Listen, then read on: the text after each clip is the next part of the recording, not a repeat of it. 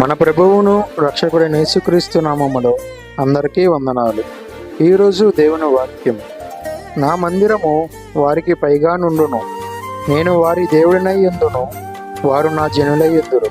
యెహెజ్కేలు 37:27. ఆలయంలో ప్రవేశించండి అందరూ, స్వాగతం సుస్వాగతం.